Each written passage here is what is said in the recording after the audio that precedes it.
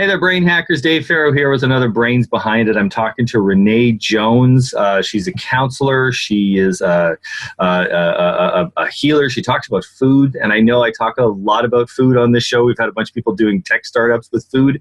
Well, this is kind of on the other side of the coin, which is essentially something that I'm really passionate about, and I was working on a book on this, and then I find her book, What's Really Eating You? Overcoming the Triggers of Comfort Eating. And, in my head, I'm thinking that's very similar to the brain hacks for dieting. And I wanted to talk to her, and I wanted to find out more. So we're going to have her on the show after this.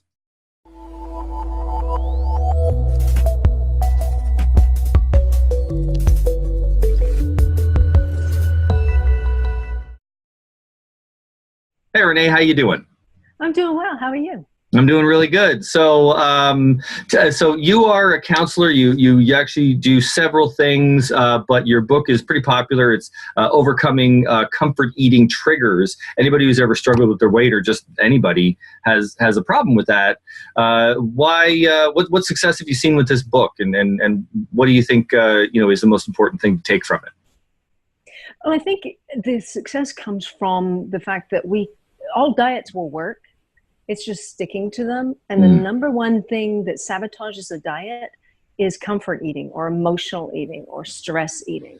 So, I was on a diet for 40 years because I was yo-yoing up and down and not able to stick to it. So once I managed my emotional eating, it freed me from the diet. And so you talk about your experiences in the book, but this is also based on a lot of evidence. There's a lot of studies out there on behavioral neuroscience, and it even gets into things like economics theory and things like that about how people eat, right? Yeah. Well, and Harvard released a study back in February where they found that they had all these people on different diets, and when it came down to the end, it didn't seem to matter whether you were low fat or high fat. The deal was emotional eating. So there's all kinds of mental stuff that goes into what we put in our mouths. Yeah, and in fact, it's fascinating. You don't see a lot of that. Everybody who's talking about diet and exercise, they're either really ripped and they're into exercise, or they're I guess you could go back to the whole, fad craze and all the infomercials. You can go back to all sorts of dieting gurus and things like that, where sometimes they got into kind of the emotional side of it, but they didn't really have any solutions. It was more just that sucks. Try eating this instead or something. But so would you say, I'm a big fan of strategies. The strategy of drinking a glass of water if you feel a craving, just drink a glass of water first, wait 10 minutes or something, or getting used to waiting. That was one that I used. I had one that worked really well for me. I had a problem overeating, and I wasn't an emotional thing, but it was more of a habit of snacking. And my stomach was full. It was actually full and bursting, almost painful, but I still felt, I guess, I eventually realized it was a habitual reaction. It wasn't a craving, but it was a habitual reaction to just where I was at the time, the fact that I was in front of the TV, that sort of thing. And I was eating, and I realized I was physically hurting myself. It hurt. My stomach was getting so it was so stretched already. I was still eating chips, but it wasn't emotional for me. I wasn't, sad. I was actually feeling pretty good. But would that be into the same category at all? Like the habitual things? Yes, because our habits are there because they work for us. One of the strategies I give them is, if you want to eat something, whatever it is, lay the table, put it on a plate, use a knife and fork, spoon, whatever it is, and sit down at the table and eat it. If you really want that ice cream while you're watching your late night TV, right? It's not about the food. It's about the habit or about some emotional connection you have to it. This is how I end my day. This is how I feel good. This is how I relax. But if you take out the TV, you're more likely to focus on the food and actually enjoy it. And also, this is I've had a tough day, so I deserve this, and all that sort of stuff. Your brain plays all these little tricks. So that's actually an interesting strategy, because breaking habits, breaking your pattern is the number one thing. It's super important. So you're basically saying to people, yeah, you can eat your bad food, just do it differently each time, you know, and you can still have your cake and eat it too. You just can't have your TV on in the background, or your Netflix, or your, scrolling through Facebook, stressing out while you're doing it. Like, so focus on it.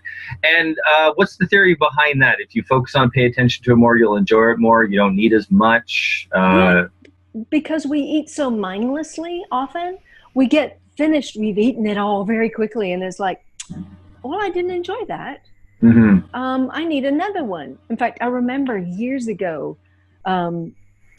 Oprah was in France and she bought 2 croissants because she knew she would eat the first one quickly, and she bought the second one to enjoy it. And I thought, if you just enjoyed the first one, then that might have eliminated the need for the second one. Yeah, I've heard that before. And I've also, another big, I guess, brain hack also is to eat slower. People have done everything from counting their bites to I actually put together I put a plan called a breath between bites, where I found that people were just not breathing, and whenever I was in an emotional state and I was snacking too much, I'd have one chip and I would have a full breath and then have another, and that even like that sounds almost absurdly that you need to do that. But it was literally, is still eating so fast and choking and everything. So, so like a breath between bites, breathbetweenbites.com. I got that URL. Is kind of like a big brain hack that kind of started me down this road. So name a few more tricks and suggestions that people can have if they're struggling. Well, one of the things that I do is I teach this acronym, HANG, getting the hang of it, right? So the H is hungry. Ask yourself, am I hungry? And if you're hungry, go eat. If you're not, then think about, okay, so what's the A? What's the attraction to food in that? And just analyze that. And why do I want this? If I'm not hungry, why do I want this right now? Exactly. Okay. And then, what is it that you actually need? Is it, do you need a hug? Do you need a walk? Do you need to play with the dog for 5 minutes? Do you need some interaction with a friend? I mean, what is it you're in other words, are you looking to feel better or just entertainment? It's entertainment. Yeah. And then the G is go get that. Because if you get what you need, then you may not need that food snack right now. I mean, if you do, have it. If you don't, well, do what you actually need. That's a really great perspective. Yeah. What do you think about some of the things that I was looking into that have worked for me are things like intermittent fasting. I noticed an interesting hack based around addiction is that the number one most successful strategy for addiction is just to stop doing it. Cold turkey is the one in study after study. It's absolutely fascinating. There's all sorts of attempts. People want to talk about the nicotine patch and all these sorts of things, but the fact is that cold turkey has the highest success rate of any addiction. So if you think of it that in food terms, that would be fasting. So I now fast in the mornings. I usually start eating around 2:00 in the afternoon, and never felt better. Never felt better in my life. It's been fantastic. In fact, the cravings start to go down. It did take some time. Like I'm about 1 year and 6 months into it, and not a problem now. But I'd say even within that first whole year, there were times where it was tough. Certainly the first 3 months were very tough. And I know that a lot of people have shorter time spans. If they don't see results within 2 weeks, they get upset. But it takes longer for your body to adjust. Tell me about fasting and or adjusting to these new habits. Well, I would ask you, 2 years ago, did you think that would be a possibility for you? No, absolutely. Actually, I used to fast from time to time when I was younger. I practiced Buddhism, so I was meditating and fasting from time to time. I just didn't know that it was good for me. Yeah. There was all that, but there was all that data was saying, oh, you're going into starvation mode, and a lot of misinformation out there and everything that, now we know conclusively that fasting is good for the human body. In fact, cleansing out all the sugars is a good thing if done within reason. And obviously, if you're healthy enough, people with diabetics or people with insulin issues, obviously it's a totally different world, and there's some conditions that they should think twice about it. But I think for the majority of people, they should try fasting at some point in their life. Well, and I think one of the important things is the word try, because I do some of that myself. I lost my weight on a different diet than I now am on, because that left me hungry and angry all the time. So I think sometimes we just have to try something, see how it works for us. But you've got to know why you're doing it. If you don't know why, you're less likely to stick to it. But I think intermittent fasting can do some wonderful things for you. But start out with, not eating until 8 o'clock. Well, the first thing was cutting out the midnight snack. That's how bad I was. It was cutting out the midnight. It was actually like stopping eating at 9:30, 10 o'clock at night, and do not eat anything until 9 in the morning. That was the first challenge that I had to work on. And then I went, then I skipped, breakfast and only started eating around, noon or something. That was the next, there's plateaus. But my wife and I were on a similar journey. I had about 40 pounds overweight. I was 240 pounds, and I'm actually quite comfortable. My ideal weight is around 195, 200. I've got a lot of muscle mass, so I can kind of hide it. I think a lot of guys do that. But I can weigh an extra 40 pounds and it wouldn't be as noticeable. But I saw myself on Superhuman, on the show, but that filmed about 2 years ago, and I was like, whoa, I was a lot more overweight than I was ever before. But I could see it. Other people who looked at it like I was wearing a suit, you can hide these things pretty well. But I was you could see it. Yeah. I mean, I went from I'm a 35-inch waist, depending on the vanity sizing today, but 35 inches by the tape measure today. And at that time I was 45. It was crazy. So a huge difference. But anyways, so fasting really helped for me. I drink in the morning. I have actually a bottle of tea, and even though this says Arizona, I reuse the glass bottles. I actually have green tea in there, and I have usually a bottle of coffee, which maybe that much coffee might not be too good for me, but it works for me. And I don't feel hungry until 2 or 3 in the afternoon. My wife went a completely different path. She's at home with the child. She's around food all the time. Here I can be at work and distract myself so I can abstain and then eat at night. She totally mastered portion control. And she had a lot of weight after the child, and she just trimmed down to almost nothing. She's disappearing. She's under 100 pounds now, and just super energetic. She has a lot more muscle mass. She's doing pull-ups and push-ups and doing fit activities and stuff, which she never was into that before. But portion control really worked for her, and I know so many people struggled with that. Is it just a matter of trying so many different things and finding out what works, or is it a gender thing? Because I know fasting is very much a guy thing, these days. There are plenty of women who do the intermittent fasting as well. Okay. But I think the essential thing for every person is to figure out what works for you. I mean, after 40 years on a diet, I had tried them all, and I learned how to cheat on them all too. But when I finally found the one that worked for me, kept me satisfied, kept me feeling good, it made all the difference. It's not a diet now, it's a nutrition plan. And I think, sometimes what worked for your auntie or your best friend or what the latest fad is immaterial. You've got to find what actually works for you. And I think, our restaurant portions are crazy. Oh, my God. Yeah. The size of a portion of protein is about the size of your palm. Yeah. And that on a plate, you would say, that's not enough. If you were in a restaurant and really small portions there. Yeah, no, this is again American portion sizes. I'm from Canada, and it's even different, even just across that border. You know, Canada and America are so similar, but yeah, portion sizes are starting to get out of control in Canada too. But they used to not be as influenced by that. And of course, you go to Europe, totally different story. Japan, totally different story. That sort of thing. Yeah. So that's fascinating. Yes, it is important to find what works for your body, and it may be different for everyone. So sometimes you just have to practice, try some things out, give it a month, see how it goes. When you are feeling good, that's your diet. That's great. So I gave you a little bit of background here, but I want you to do more talking. How you have a thing with the hand where you look at how much protein you need. My wife always said that, like, if you look at your fist, that's about how big your stomach is. So that's how much you should be eating in one meal. Is there any other tricks like that you can tell us?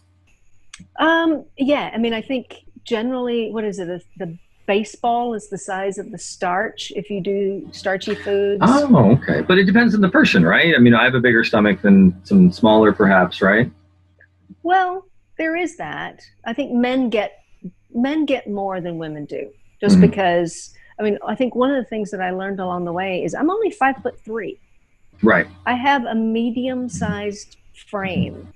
I just can't eat 3,000 calories a day. It doesn't go well for me. This body can only burn so much. So find what your measurements are, and you can do the visual things of the baseballs and the cups or the dice for like cheese, four dice. 4 dice, yeah. But it's different for a woman than it will be for a man. And if you burn more calories, guess what? You get more.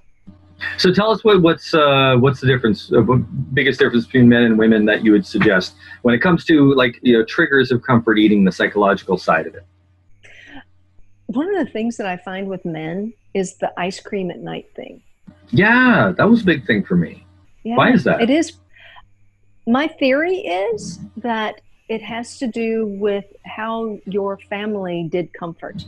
And very often when you're, as a child, if you've won a game or lost a game or something happened, they say, do you want to go get some ice cream? So we associate ice cream with getting to feel better.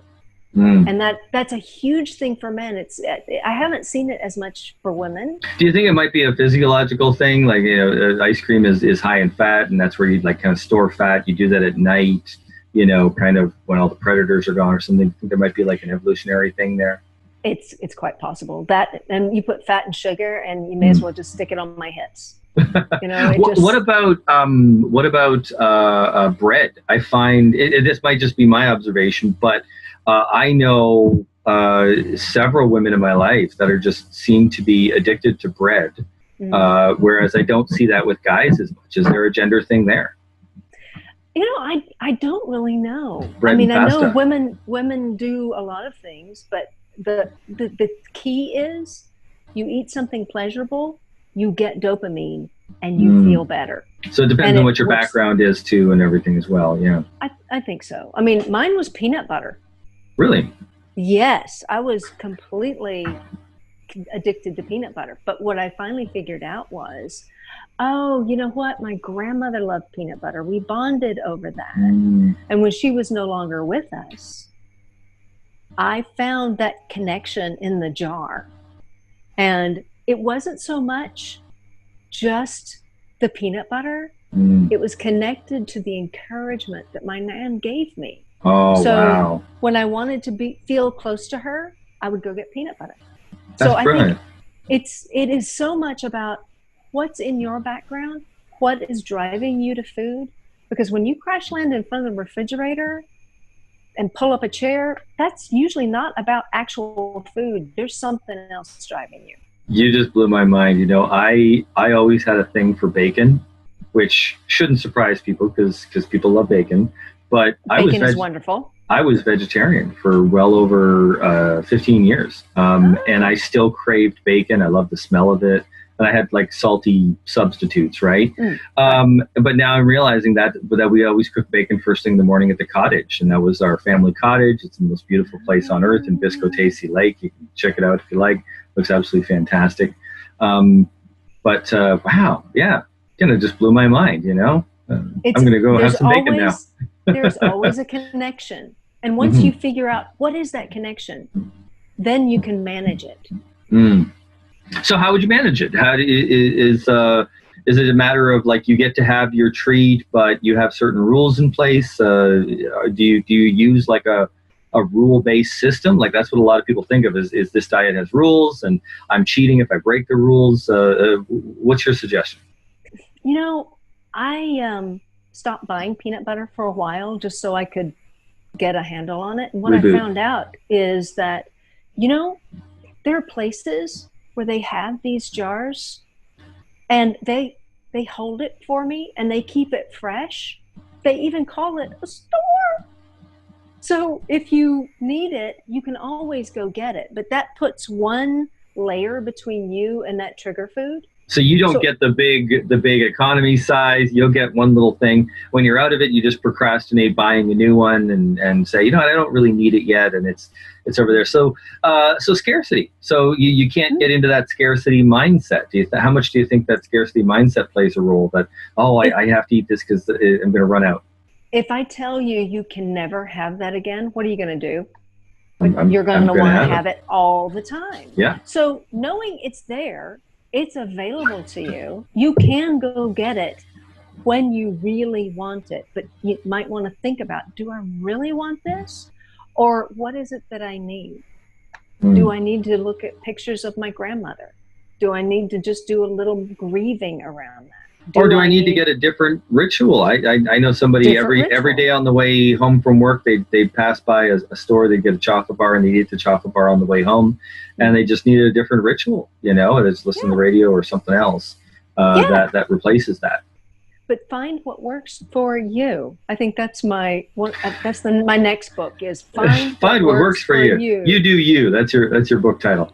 But how do you handle it when you've got these like enormous cravings? Like in the beginning, I've got a lot of self-discipline, and I'm not putting anyone down that doesn't, you know, that I'm not saying that people, you know, who are overweight don't have self-discipline, but I do know that that's one of my traits that I, you know, if I when it comes to all or nothing things, you know, fasting, like for my Guinness record, I had to do kind of an all or nothing focused attempt. And I do know that I struggle in other areas, like, you know, portion control would be a really big struggle for me, but fasting is easier for me. So, so I guess what I'm saying is, you know, even with that, I had moments where I would drive by Wendy's every night on the way home from work. And the craving for a Frosty was just so intense. And today, I just don't crave it. I actually tried to have a junior Frosty because I had a coupon, and I basically could eat half of it, and I couldn't handle the whole thing. It was too sweet. You know, your palate changes. But what do you do in those early stages? Because, like, I think a lot of people hear that second part that I don't crave the Frosty anymore, and they're like, oh, BS, right? Because they've never actually purged enough sugar from their system. They've never gotten it out of the system to get rid of the addiction and actually have a healthy relationship with it. So what do you do when you're in that incredibly craving state of mind? I made a rule for myself because I used to be quite the sugaraholic. I needed sugar every day, several times. Yep. And what I finally realized was this is not going to change until I do something different. So I made a rule. I only have sugar on Sundays. It still gave me the opportunity to have it, but it wasn't every day. Now, you need sugar, like any sugar, like even sugar in your coffee, or you mean like a sweet, like a dessert? I mean, any sugar. Processed sugar. That's pretty hardcore. I have a little sugar in my coffee. You know, I don't know if I would be able to stick to that, but that's intense. That's impressive. Well, I drink tea and I don't put sugar in my tea. So that helps because you reduce the amount, because I used to have sugar in my tea, but I reduced the amount slowly so that now I don't have sugar in my tea. That takes some of the sweet out. But I'll tell you, There was one Wednesday in there where I was in the pantry staring down the chocolate chips and saying, I only have sugar on Sundays.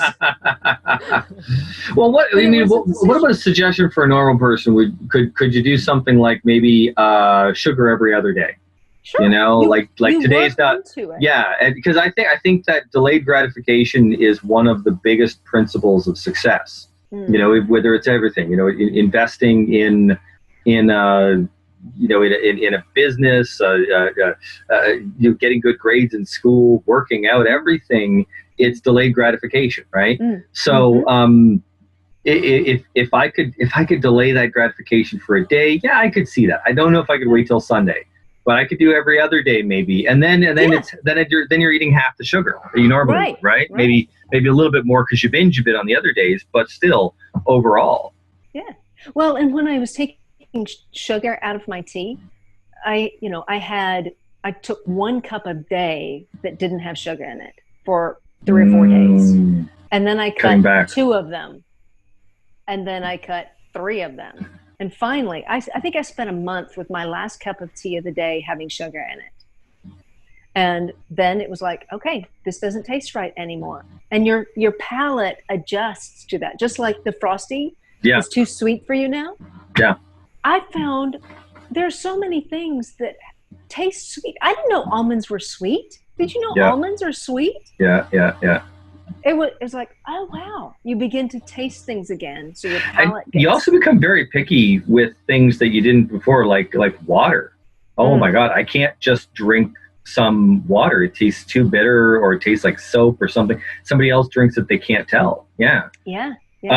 Also, spicy foods, you can do the opposite, where you can build up a bit of a tolerance and you can get more flavoring. I've got one thing in my diet book. I hadn't read yours, so I don't know if I hope I don't, hope I don't cross swords at all, but I'll definitely, if I knowingly use any of your tips, I'll definitely give you a reference or something, or talk to you about it. But I had one thing that is kind of a theory of mine, that you flavor things, because flavoring is that neurological response, right? It's not. Texture plays a role. Crunch plays a role. Crunch is an evolutionary result of fresh food. So like the crunch that you get in an apple, that's how your brain knows that is a good apple to eat. If it's soggy, then it's not fresh. And that's so that the reason why we crave crunch is because it's a way for our ancestors to tell which food is good and which food is bad. Now we've taken it to an extreme by deep frying stuff and creating crispy coatings. Nature doesn't have crispy coatings on things, but we've taken to extreme for everything, and that's why we crave these things so much, because our bodies really are not adapted for that level of it. So for the same thing with flavor, you can flavor things with fats. So butter, things like that, and also the ice cream and creams and stuff. You can also flavor things with spices. Even something like salt and pepper is still a spice, but then you get into turmeric and garlic and curry and chili powder and things like that. So I've got a theory. I'd actually really love to do a study on this to find out that there's certain people who really, really like spicy food.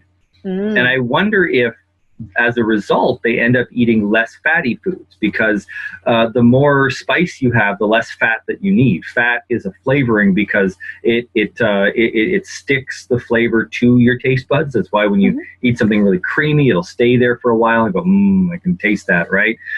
Whereas spices don't do that, but they're much more intense on whatever scale they are, whether it's heat or whatever flavor. And I wonder if there's a correlation there, that the spicier you make your food, the less fat you crave with it. Entirely possible. I know that when you add spices, whether it's cinnamon or hot curry of some sort, it does give you a different experience of it. Of course, my body actually needs a little more fat than the average person, so maybe that's why I don't eat as much in terms of spice. Okay, so you're not a spicy person either, no? No, not really. In fact, I used to work for a magazine called Chili Pepper, And Yeah. they said, if you can't down a jalapeno, you'll never be part of the team. And I was like, I will never be part of the team. I just can't do Yeah. it. No, that's interesting. Yeah. Well, it doesn't necessarily have to be hot spices, but you could like, different flavorings and everything. But it was kind of Yeah. like, it seemed like there was those two areas.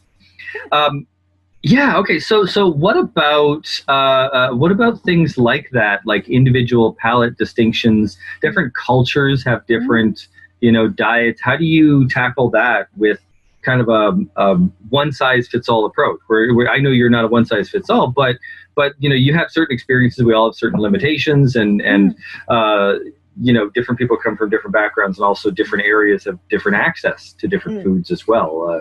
Food oases and things like that. How do you handle those cultural issues? Well, I had a client in India and one in New Zealand at about the same time, Mm-hmm. and they very different palates, very different palates. But what we did was we worked within their culture because they've got Mm-hmm. to be able to get the food right. So if like India has one of the highest rates of heart disease. I found out, right? Yeah. could be, yeah, And well, it yeah, was just really surprising because it's also one of the highest rates of vegetarians. So that was one of the yeah. ways that people debunked the meat associated to heart disease type thing. But yeah, there's a lot of diet related health problems in India now that they're getting more industrial. Yes, What they're about getting more like us. yeah, and they're getting the standard American diet. Sad. What about food oases? In North America, you have a lot of places, usually urban centers, where there used to be a corner grocer, and now there isn't. The economics just doesn't support them anymore. And you've got these big box grocery stores, but they tend to be more in suburban areas, and it also tends to be appealing more to people who can drive a long way. Now, a lot of people have made this into a social justice thing, but it's actually just, you can just see the economics of it. Some of these, fresh fruits and vegetables, it's very tough to cart that into a city. So there's areas where you can't get a tomato.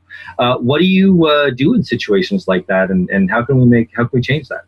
Could be the social justice thing. I'm not sure, but what It's starting to change. People are saying that, and sometimes if the economics don't provide it, then sometimes local community gardens are popping up, and people are trying to make a difference. But it's just, I think it's how. It's how food has changed since the coming of the refrigerator. A lot of people don't realize that the refrigeration as it is today really only became big in the 70s. It's really not that long ago. Oh, I'm getting a little internet instability here. Okay, we're back. All right. So in other words, before refrigeration, you had an ice box, and that's when the person of the house, usually the woman of the house, would have to go out almost every day to get fresh ingredients for their food. So that's where we get, I still see this in Toronto, kind of remnants of this, where there's the corner grocer. Where you go to this corner store, and what we would now think of as a 7-Eleven, but it's like half vegetables, half fruits and vegetables. Those used to be everywhere there was people. It used to be that you had to walk to that corner store because walking was the key, not driving and everything. Now with refrigeration, we can hold on to foods longer, so we don't need to go every day. So these smaller grocers shut down time and time again, especially in the urban areas. But what happened economically is because of the big box store movement, they can buy in huge bulk numbers. So I drive my SUV soccer mom, with the kids over to the grocery store, and I can get all the fresh fruits and vegetables I want. But what people didn't realize is that there's some of these urban areas where people, don't have a car. They're using the bus. They're in limited income, and it is incredibly expensive to get what is a very cheap source of food, like vegetables. What I mean is, like, a broccoli is like less than $1. It's less than a bag of chips, but it's so much healthier for you. But having to get on a bus and travel to there, and then that's time that you could be working. So that's the economics of it. When you work with people, have you worked with some of those issues, I guess food justice they call it, or something like that, in some of your work with dieting? Not too much. Most people are not in that urban environment. Texas is pretty spread out. Okay. But one of the things that I can think of is buying frozen. Because at least they freeze it at the peak of freshness, so it's going to be a little better than, going to the local fast food place and getting fries with whatever else you're getting. But, I think but it's tough to make frozen. It's tough to make frozen stuff taste good, though. That's when you've got to. Well, the other side of the coin is that people don't cook at home either, right? So they tend to order out and eat out. So what do you say to somebody who, was not taught how to cook? I had to learn how to cook. Who doesn't cook from scratch, and at the same time, has to use frozen vegetables, which honestly don't taste as good, right? Because they're frozen. And then, they've got time constraints. They've got to cook for a family and everything. And there's half hour to do all this. What's the, obviously, challenges are challenges, but what would be like the top tips that you would give to that person that would make a difference, you think? I think making the best choices you can, given the limitations. Most places will have a salad of some sort. Most places will have some vegetables on the menu. Now, with people recognizing over the last decade or so that whole low-fat thing kind of led us down a very poor path, because we've only gotten heavier since that came out. Look at what's available. Don't just get the same thing every time. Evaluate it. Look at the calories. Look at the nutrients that are in it. Do you think it's a good idea to have calories, to make regulation to force all restaurants to show their calories on their menu? That's something that came into New York State recently. I like seeing that. I don't know whether it was a really good idea, but I like being able to say, okay, so this is going to have this many calories. Now, how do I manage the rest of my day? Because in the end, again, I'm 5'3". This body only burns so many calories. How am I going to make the best choice? If it's Sunday and I'm going to have the chocolate cake and it's 500 calories, you got to make some other decisions. Yeah, that's right. Yeah, make some different choices. What about suggestions for kids? You've got kids in the household. They're picky eaters. How do you try to raise them right and not instill some of these comfort eating triggers in the first place? But you still want to make them feel good and happy while they're eating. I think when I was growing up, I apparently was my mother said, you ate like a bird, a little bit all day long. I didn't start putting on weight until I got into school, and I had to eat at certain times. And I know that we worry about, the Clean Plate Club. We worry about them getting enough nutrients for this time period. And I think if we let them eat as much as they want at that moment, before we've started putting all this diet stuff on them, just my plate and plastic wrap were best friends. If I didn't finish it, it went in the refrigerator and I could have it later. Leftovers, yeah. I think children have an innate sense of how much food they need.